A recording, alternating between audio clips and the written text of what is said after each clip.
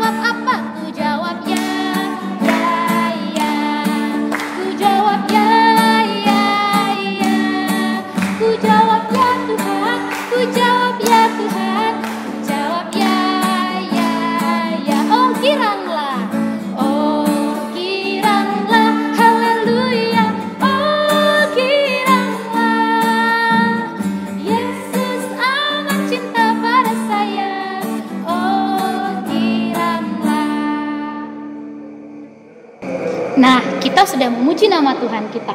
Sebelum kita masuki ibadah kita, yuk kita berdoa. Adik-adik ambil sikap berdoa, tundukkan kepalanya, tutup matanya, dan lipat tangannya. Kita bersatu di dalam doa. Bapa yang bertahta di dalam kerajaan surga, Bapa kami yang sungguh baik, Bapa kami yang sungguh sayang kepada kami. Kami mengucap syukur buat pagi hari yang indah ini, ketika Tuhan masih memberkati kami, ketika kami ingin memuji dan memuliakan nama-Mu. Sebentar Tuhan, kami akan memuji dan mendengarkan firman-Mu. Berkatilah kami Bapa, agar apapun yang kami dengar, apapun yang kami lakukan pada pagi hari ini, boleh membuat kami bertumbuh menjadi anak-anak yang takut akan Tuhan. Biarlah Engkau juga boleh mengampuni setiap dosa dan kesalahan kami. Di dalam nama anak-Mu Tuhan Yesus Kristus, kami berdoa dan mengucap syukur. Amin. Nah, sekarang kita mau puji nama Tuhan kita lagi.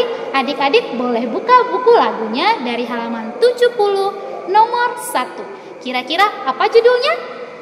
Benar sekali, judulnya Betapa Baiknya Engkau Tuhan. Kita nyanyikan bersama-sama.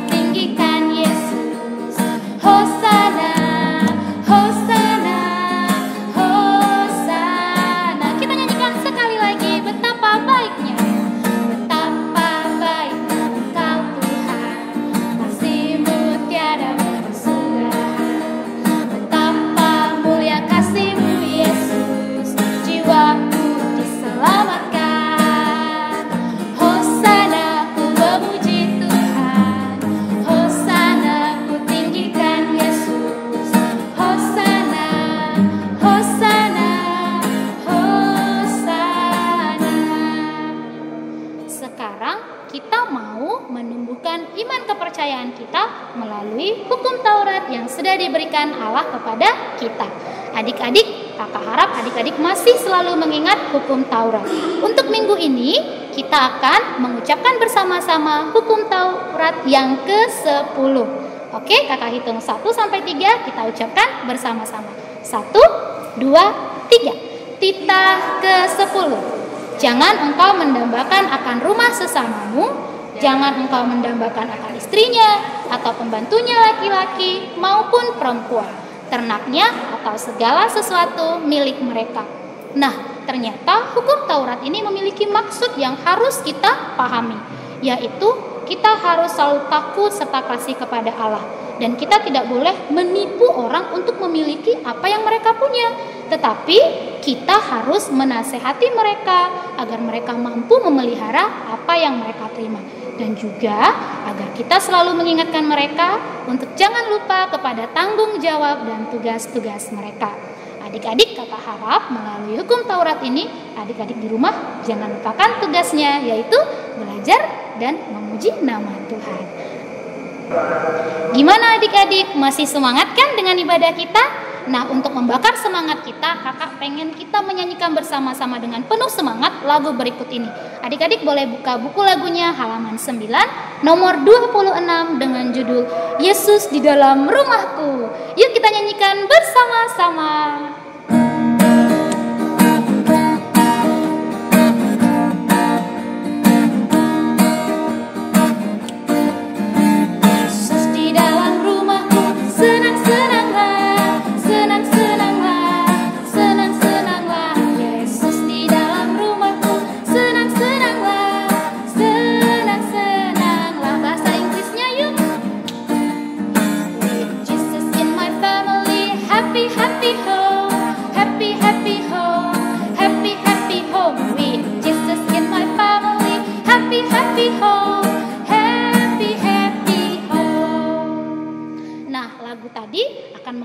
Kita kepada ayat bulanan di bulan yang baru ini.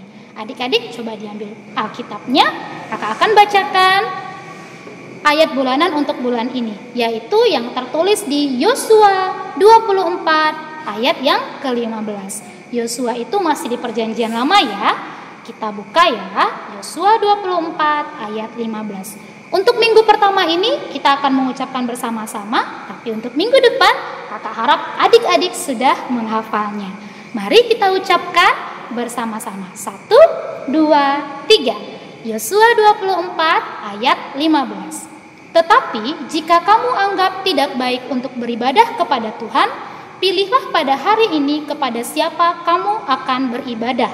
Allah yang kepadanya nenek moyangmu beribadah di seberang sungai Efrat, atau Allah orang Amori yang negerinya kamu diami ini. Tetapi aku dan seisi rumahku, kami akan beribadah kepada Tuhan. Sama-sama yuk kita ulangi kalimat terakhirnya. Kita sama-sama ulangi kalimat terakhirnya dengan kuat dan dengan lantang. 1, 2, 3. Tetapi aku dan seisi rumahku, kami akan beribadah kepada Tuhan. Amin. Sekarang waktunya kita untuk mengisi sumur kita yang kosong agar menjadi penuh dengan kasih dan sukacita melalui firman yang akan dibacakan atau dibawakan oleh kakak kita yang sangat anggun, yaitu Kak Rita. Pasti adik-adik sudah kangen kan dengan kakak kita yang satu itu? Tapi sebelumnya yuk kita nyanyikan sebuah lagu pujian dari buku lagu halaman 93 nomor 29 dengan judul Ku kasih kau dengan kasih Tuhan.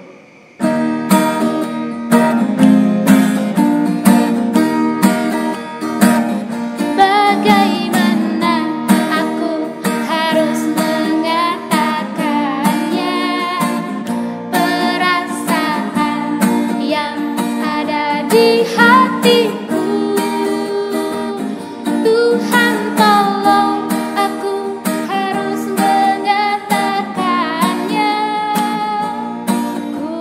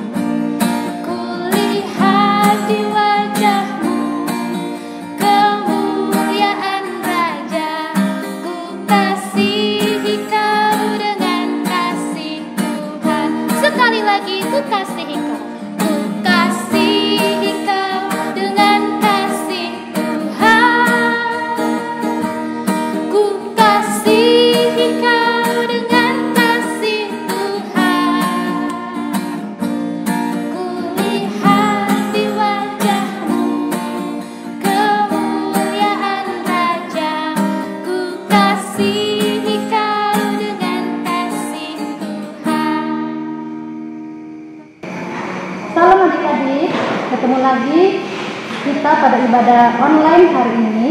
Sebelum kita mendengarkan firman Tuhan, ada baiknya kita buka dengan doa. Kita bersatu di dalam doa, tutup matanya, satukan hatinya, kita berdoa. Bapa kami, Bapa yang baik, Bapa yang kami kenal dalam nama Yesus Kristus, terima kasih ya Bapa buat hari ini di ibadah online kami. Engkau masih mempertemukan kami ya Bapa dalam ibadah hari ini. Tuhan, sebentar lagi kami akan mendengarkan firman-Mu. Bukalah hati dan pikiran kami sehingga kami boleh mengerti dengan firman-Mu dan boleh melakukan firman itu dalam kehidupan kami sehari-hari. Berfirmanlah Engkau ya Bapa, kami siap mendengarkannya. Dalam nama Anak-Mu Yesus Kristus kami berdoa dan mengucap syukur. Amin. Adik-adik, firman Tuhan hari ini tertulis di dalam Lukas 10 pasal 25 ayat Lukas 10 ayat 25 sampai 37. Kakak baca dan kamu ikuti dari rumah masing-masing ya. Jangan di skip karena ini sangat penting buat kita. Oke adik-adik, kita membacanya dan kamu ikuti dari rumah.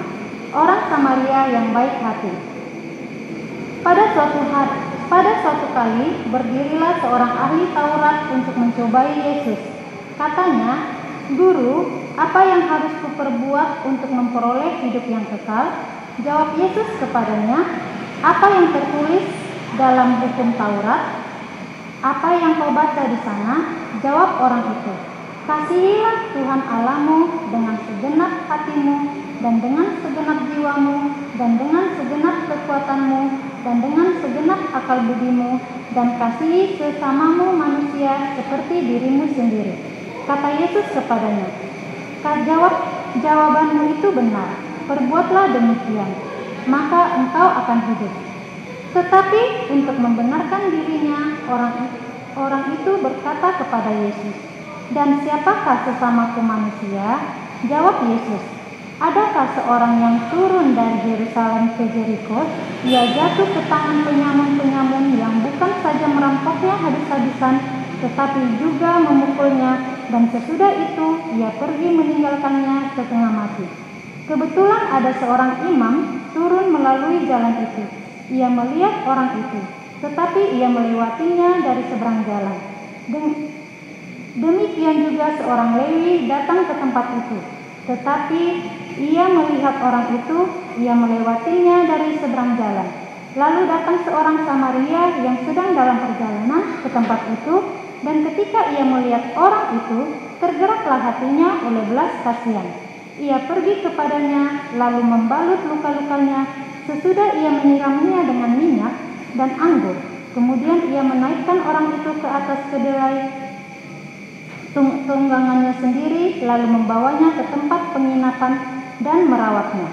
Keesokan harinya, ia menyerahkan 2 dinar kepada pemilik penginapan itu, katanya, "Rawatlah dia, jika kau belanjakan lebih dari ini, aku akan menggantinya waktu aku kembali." Siapakah di antara ketiga orang ini menurut pendapatmu adalah sesama manusia dari orang yang jatuh ke tangan penyamun itu? Jawab orang itu, "Orang yang telah menunjukkan belas kasihannya kepadanya." Kata Yesus kepadanya, "Pergilah dan berbuatlah demikian." Nah, adik-adik kakak, sebelum kakak menjelaskan isi firman Tuhan, kalian saksikan video berikut ini ya. Selamat menyaksikan.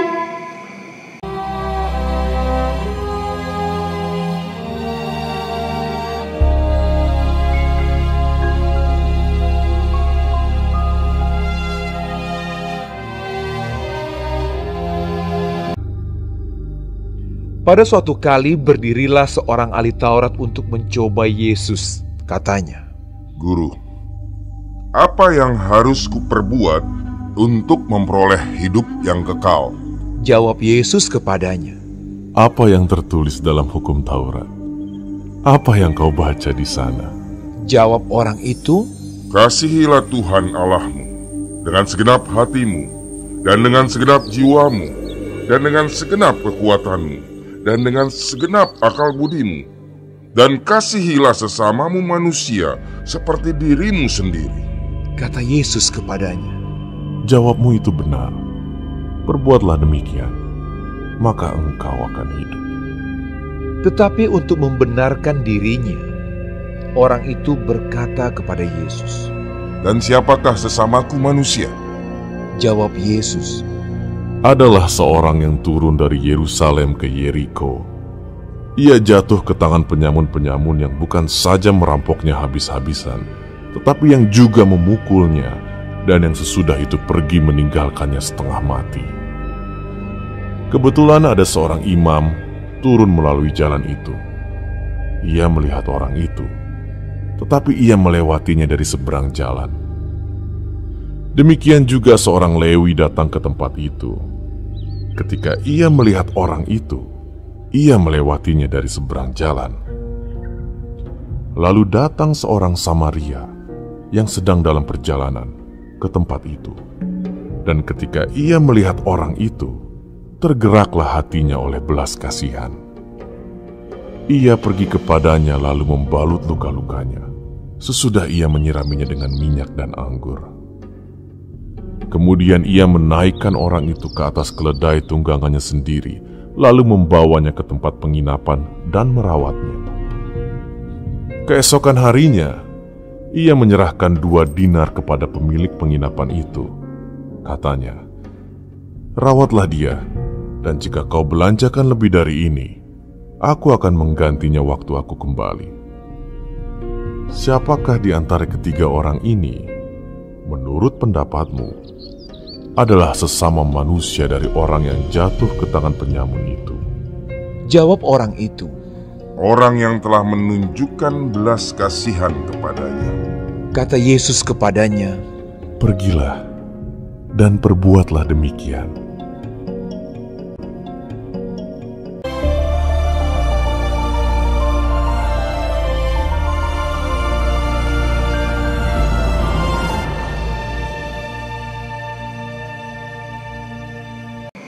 Bagaimana adik-adik? Apakah kalian sudah menyaksikan videonya? Nah, video tersebut itu sama menceritakan apa yang baru saja kita baca di dalam firman Tuhan tadi, yaitu di dalam Lukas 10 ayat 25 sampai 37. Nah, khotbah kita hari ini yang mau kakak jelaskan itu adalah mengenai seorang Samaria yang baik hati. Kalian sudah menonton videonya tadi yang merupakan ringkasan daripada nats ini.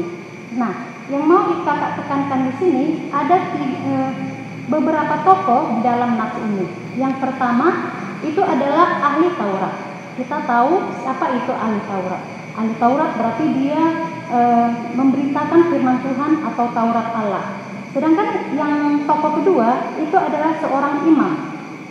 Ya, seorang imam berarti kalau imam itu adalah orang yang soleh, orang yang baik, yang layak untuk menjadi contoh atau panutan.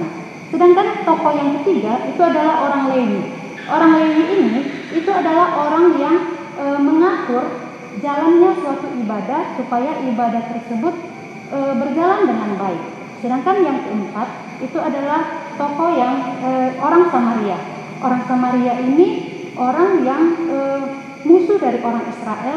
Istilahnya orang ini dia dikucilkan, ya, dikucilkan. Sedangkan yang selanjutnya adalah seorang yang dirampok, ya, oleh penjahat atau orang yang preman-preman dan ditinggalkan begitu saja setelah diambil hartanya dan setelah disiksa.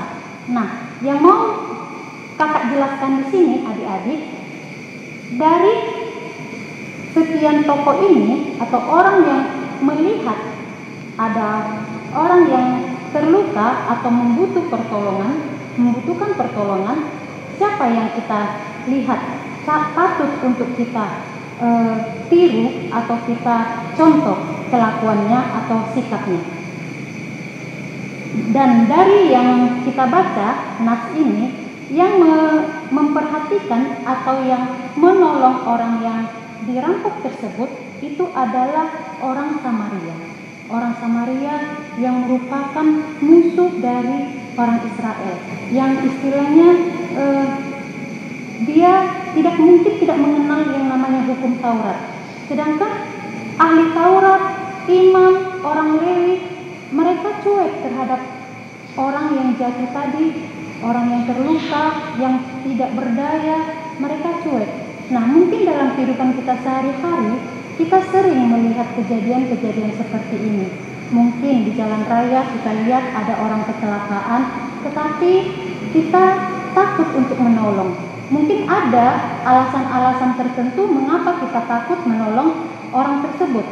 Mungkin takut dijadikan saksi, atau takut repot dipanggil ke kantor polisi, diminta sebagai saksi, diminta keterangan-keterangan.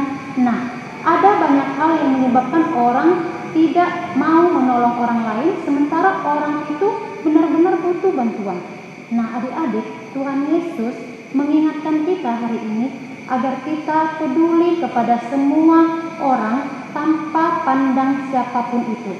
Sama seperti Tuhan Yesus, Dia mencintai semua bangsa. Dia mengajarkan ajarannya itu ke semua.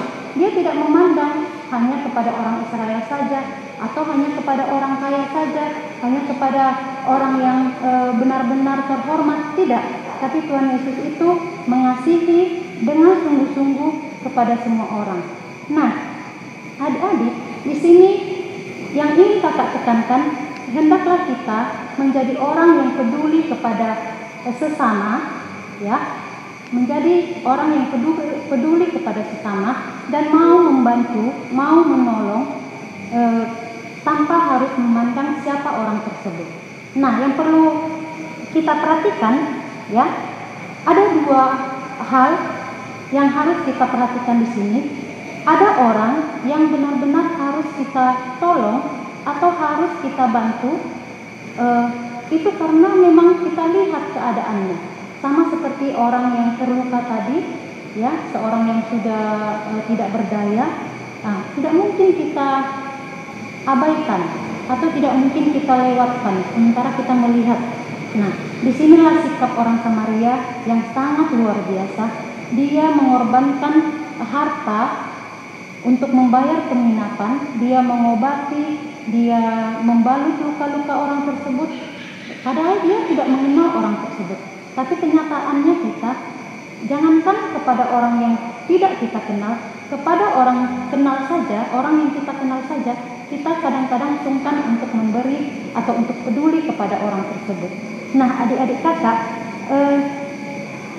ada juga seperti ini. Ada orang yang minta bantuan, tetapi sebenarnya kita tidak layak untuk membantunya. Contohnya bagaimana? Nah, ini mungkin dalam kehidupan kalian sehari-hari. Misalnya, pada saat ujian, orang-orang yang biasanya malas belajar, itu pasti mendekati teman-temannya yang rajin